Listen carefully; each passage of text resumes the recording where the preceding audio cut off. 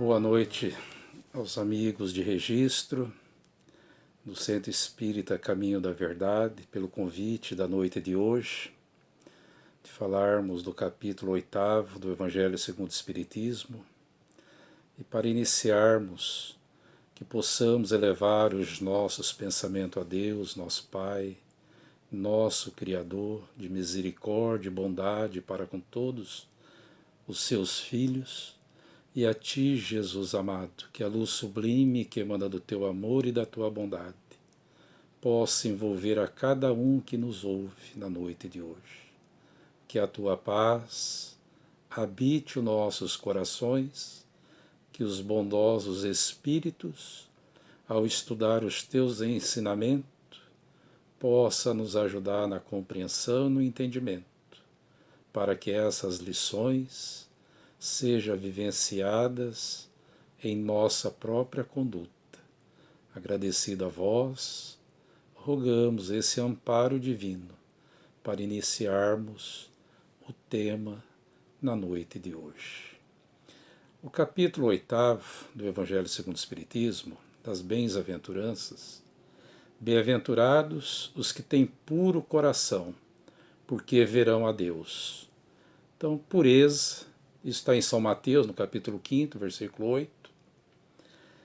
Puro é sem mistura, sem alteração, límpido, claro, transparente, cristalino e sem manchas. Então Jesus fala que verão a Deus. Neste capítulo, Allan Kardec, ele coloca, né, dentro desse tema, 7 passagens do Evangelho que está lá no Novo Testamento. Depois ele faz os comentários, 4 comentários, e 2 mensagens de instruções dos Espíritos, que compõem esse capítulo 8º dos Bem-aventurados puros do coração. O objeto deste capítulo é a purificação dos nossos pensamentos, né?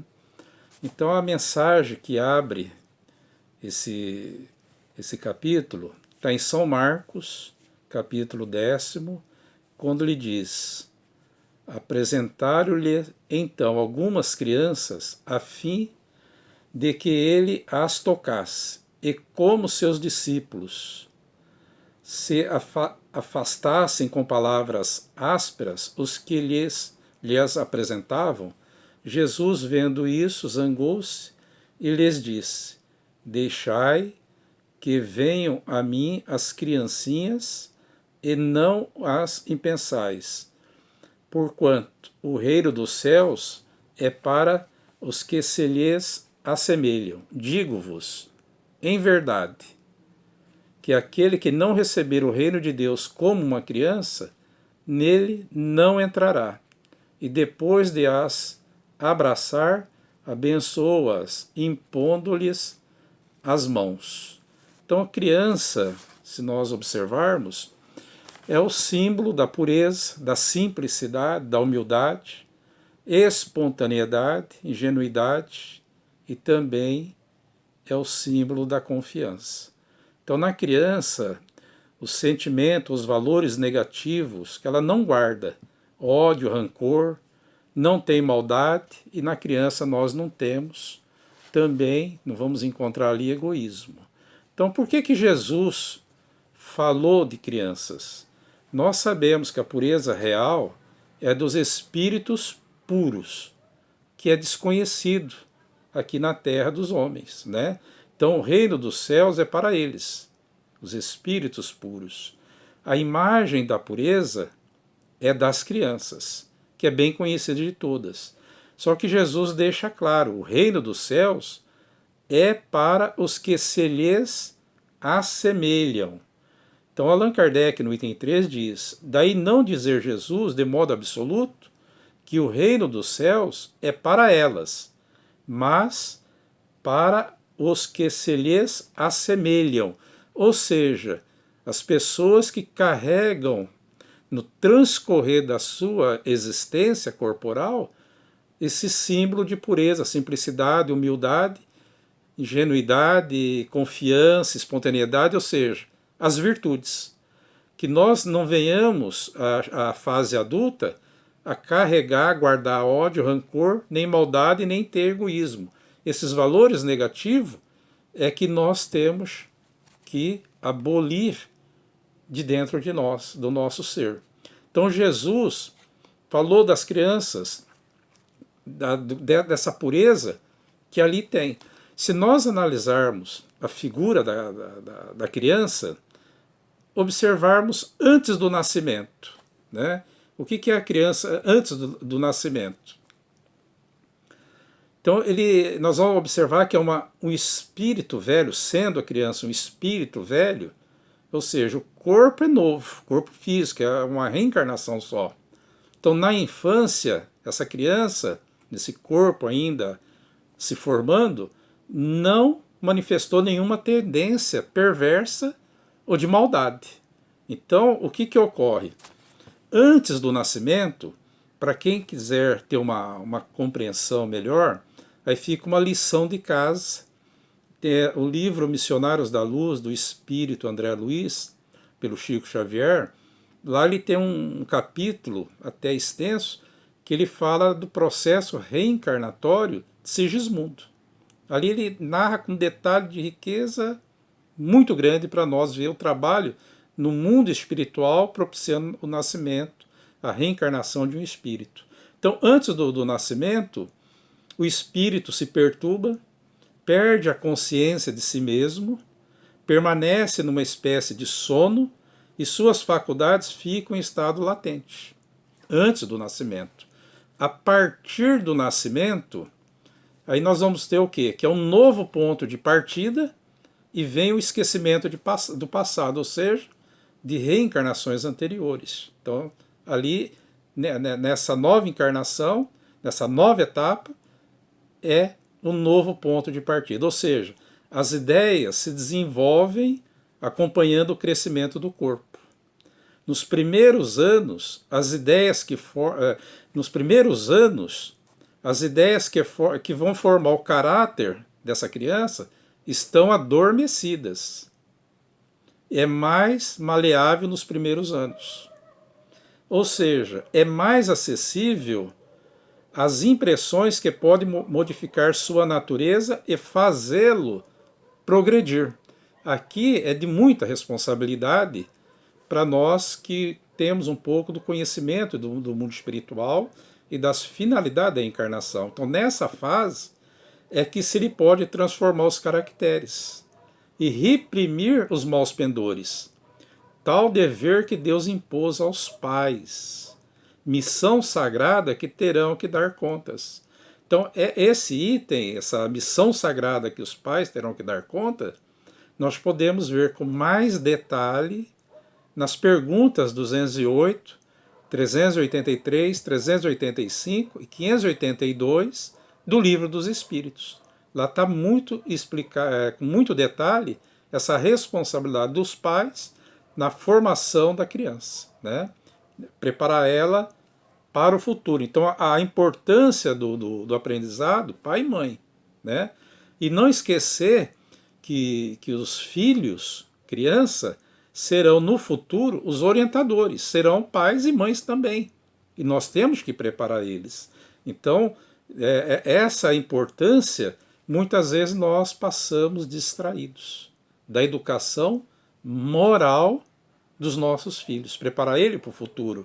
Então, quando Marcos, lá Jesus diz, deixai que venham a mim as criancinhas e não as impeçais, o termo criancinhas, se nós na doutrina espírita, para ter um entendimento mais de humanidade, também ele pode se referir a quê? Quem que a gente pode entender como criancinhas? Se estende aos infelizes, aos fracos, aos escravizados, os viciados de qualquer idade, porquanto são estes os que mais carecem de auxílio. Ou seja, se você já conhece a realidade do mundo espiritual, também temos que auxiliar a esses que têm essas dificuldades os fracos, viciados, são adultos, mas ainda débeis no entendimento de espiritualidade, de caráter, passou por uma infância difícil, não foram orientados devidamente sobre essa responsabilidade. Então nós também temos esse dever de auxiliá-los, né? E em São Mateus, que é o tópico também desse capítulo, lá em São Mateus, no capítulo 5, aprendeste que foi dito aos antigos, não cometereis adultério. Eu, porém, vos digo que aquele que houver olhado uma mulher com mau desejo para com ela, já em seu coração cometeu adultério com ela. Então Jesus fala do adultério. Nos conceitos, para Jesus, adultério não é só o que trai o cônjuge, mas todos que infringem a lei de Jesus, a lei divina. Jesus costuma empregá-la para designar toda ação má e todo e qualquer pensamento mau. Então não é quando o adultério é quando nós infringimos as leis de Deus, né? Então comete adultério aquele que, um exemplo, maqueia o seu automóvel ou seus bens para ter lucro e levar vantagem sobre o outro. Então está enganando. Aquele que mente para ter vantagem, a mentira, a calúnia, quando você vai ter vantagem material e também emocional, você também está cometendo adultério. Então aquele que nega a própria consciência à frente das verdades eternas também está adulterando, ou seja, está pecando. Então o mau pensamento provoca a intranquilidade e a amargura. O bom pensamento, aquele que cultiva os bons pensamentos, ao contrário, nos enche o coração de paz e de contentamento. São as pessoas mais harmônicas, né? Então, mau desejo no coração, né? Jesus está complementando aqui o 6º mandamento. Então, adultério significa o mal, o pecado, que também são os maus pensamentos que nós cultivamos, né? Então a verdadeira pureza, diz Allan Kardec, a verdadeira pureza não está somente nos atos, mas também nos pensamentos. Então o mau pensamento e o progresso, né? Então Allan Kardec no item 7, então ele diz assim desse capítulo: todo pensamento mau resulta, pois, da imperfeição da alma. Então aqui tem 3 categorias. Então tem aquelas pessoas que não concebe um mau pensamento. A vida dele é límpida. Ou seja, o progresso está realizado. O mau pensamento tem aqueles que concebe, repele, luta, é a luta, né? As tentações é a luta. Então um progresso que está em vias de se realizar. E tem aquelas pessoas, pode ser uma grande massa, que já que nós estamos num planeta ainda de deficiências morais ainda grande, tem aqueles seres que têm ótimos maus pensamentos. Quem nele, e aí nele se compraz. Ou seja, as pessoas gostam de viver dos maus pensamentos. Cultiva os maus hábitos, cultiva as viciações e se comprazem. Muitas vezes não acredita em Deus, às vezes acredita em alguma coisa, mas não é para essa hora. Ou seja, o mal ainda existe na plenitude de suas forças nesse ser. Ou seja, então todo pensamento mal resulta da imperfeição da alma. Então ele cultiva isso, é um trabalho que ainda não se inicializou de transformação. Então o escritor, o espírito Marco Prisco, numa obra de Divaldo, ele diz assim: o que você pensa define a qualidade do que você é. Então nós, conforme você vai estudando a doutrina espírita, você vai conhecendo Jesus, que o Evangelho vai penetrando a tua alma, te dulcificando-a, te enchendo de paz. Então ele diz, o Marco Prisco, Ele diz assim: quando você se conscientizou da vida espiritual, percebeu o compromisso com os deveres morais. É a nossa reforma íntima, né? É conquistar as virtudes para o nosso comportamento. Então, o mau desejo no coração, os maus sentimentos, contamina.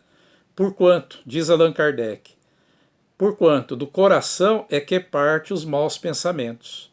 Então parte o que? Os assassínios, parte os adultérios, as fornicações, os falsos testemunhos, as blasfêmias, as maledicências, e aí vai contaminando e gerando a desarmonia no nosso íntimo e naqueles a quem nós vamos influenciando. Então, bem-aventurados aqueles que têm puro o coração. Então, numa linguagem simples, se nós ainda somos impuros, como é que nós vamos purificar o coração? Num exemplo assim, bem simples mesmo. Então, você imaginar um copo com água cristalina, pura, você põe ali uns milímetros de barro ali. Ela fica turva e o barro se assenta. Aí você dá uma chacoalhada, a água fica turva de novo. Como é que nós deixamos, imagine que aí está o nosso coração, nosso ser. Como é que nós purificamos, tiramos essa impureza de dentro de nós? No exemplo do copo, você põe água limpa. Você vai enchendo de água limpa, vai se transbordando, as partículas vão indo embora, até que não tem mais nenhuma partícula que contamina aquela água. Ou seja, essa água limpa, para purificar o nosso coração, é a caridade. É o exercício da caridade. É o amor em ação. É aí que está o caminho que nós temos que percorrer para nos tornarmos puros, conforme nos solicita Jesus. Então, quando falamos do pensamento, nós temos que entender que quando a vestimenta do corpo físico deixar de existir para esta encarnação que estamos vivendo, no mundo espiritual, o nosso pensamento vai criar forma. Tudo que nós pensamos cria forma. E é dessa maneira que seremos vistos no mundo espiritual.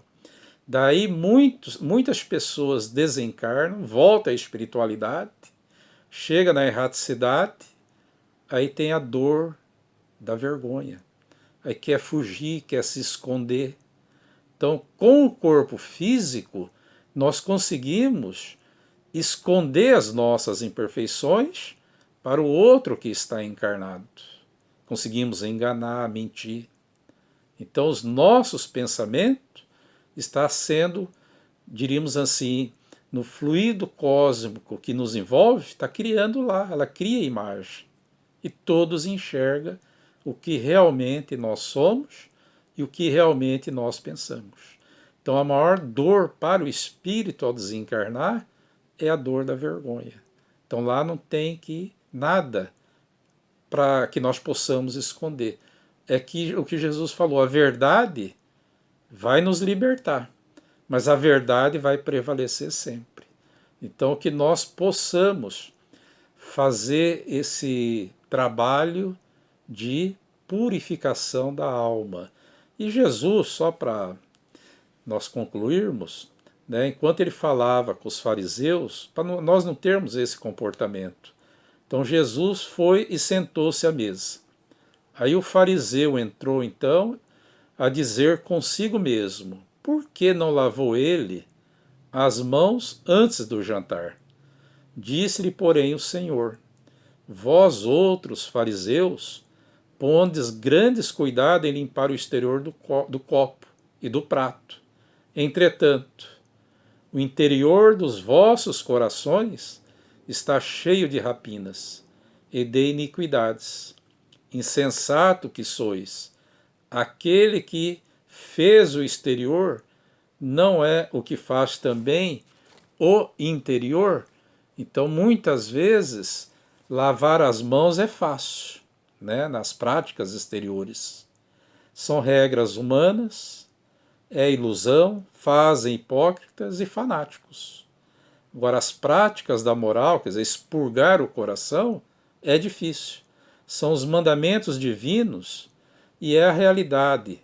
Fazem homens de bem e os conduzem a Deus. Isso é o objetivo da religião, nos tornarmos melhores. Então, Jesus também falou, às vezes o sepulcro caiado por fora. É bonito, é belo, a nossa aparência. Mas por dentro só tem podridão. Então é fazer a beleza de fora também ser a beleza de dentro. Só que a beleza de dentro, ela sendo construída automaticamente, por fora também é a luz que vai nos manter essa chama acesa de seres voltados a ser homens de bem, seguindo o Evangelho de nosso Senhor Jesus Cristo. Então, muitas vezes na Terra, nós não podemos nos iludir, como diz o Divaldo, o que nós temos, bens materiais, aqui fica. O que nós somos, nós levamos.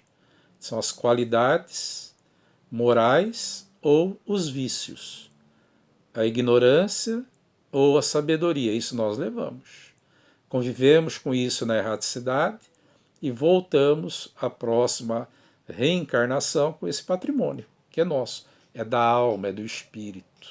Então nós precisamos trabalhar esse patrimônio e dar o valor que precisa ser dado aos bens materiais para que eles nos ajudem a se iluminar no nosso interior, conquistar as virtudes.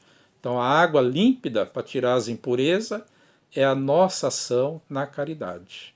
É isso que importa nós termos em conta para vencermos as nossas próprias imperfeições. Tá? E depois, a última parte desse ensinamento do Evangelho, se a vossa mão é motivo de escândalo, cortai-a. Né? É um enigma que é decifrável pela reencarnação. Então, hoje, muito do que foi instrumento de nossa perdição, não é que eu vou arrancar meus olhos, minhas mãos, meus pés do corpo físico, não é isso. É que muitas vezes, quando eu retorno à reencarnação, eu posso vir sem esses instrumentos que foi objeto de perdição, mas para a minha evolução. Eu peço como provação para que eu possa realmente crescer internamente. Então, bem-aventurados os que têm puro coração, porque verão a Deus. Essa pureza, nós temos que trabalhar ela dentro de nós. E o Evangelho do Cristo é realmente o caminho, a orientação melhor que nós temos para atingir esse objetivo. Tá? Então, não vamos nos esquecer do exemplo da criança. Já fomos crianças. Por que perdemos aquelas características, né, de pureza? Então, bem-aventurados que têm puro coração, porque verão a Deus. Que todos nós possamos serenar os nossos pensamentos, os nossos corações e irmos até vós, Jesus amado, para rogar a Ti, Senhor, que a luz sublime que emana do Teu amor e da Tua bondade, em forma de vibrações amorosas, possa envolver a nossa casa maior chamada Terra, trazendo a paz, a fraternidade, que o Teu Evangelho, Senhor, possa um dia ser norma de conduta para cada um dos seus habitantes, para que não tenhamos mais, Senhor, a miséria geradas pelas guerras, pela fome, pelas enfermidades. Que essa luz bendita, Senhor, também envolva o nosso Brasil, para que haja paz nessa nação. Envolva, Senhor, na Tua paz, os nossos governantes, os nossos administradores, bem como, Senhor, rogamos a Ti que os bondosos Espíritos em Teu nome possa ir socorrer as dores o sofrimento, as aflições que são geradas nos hospitais, nos asilos, orfanatos, nas penitenciárias. Que essas vibrações amorosas, Senhor, também possam estar presentes em nossos próprios lares, envolvendo na Tua paz os nossos familiares, que haja luz no coração de cada um deles, que haja saúde, que haja equilíbrio, que essa luz bendita do Teu amor, Senhor, também esteja a envolver a casa espírita que nós frequentamos, com as suas atividades provisoriamente paradas, que os bondosos espíritos ali trabalham, nós sabemos, na espiritualidade, gerando benefícios a todos nós. E por fim, Senhor, agradecemos aos bondosos espíritos pela noite de hoje, por esses ensinamentos, e que realmente possamos, Senhor, seguir os Teus passos, os Teus exemplos, para sermos pessoas melhores. Agradecido a Ti, aos amigos espirituais, encerramos a explanação do tema na noite de hoje. Graças a Deus.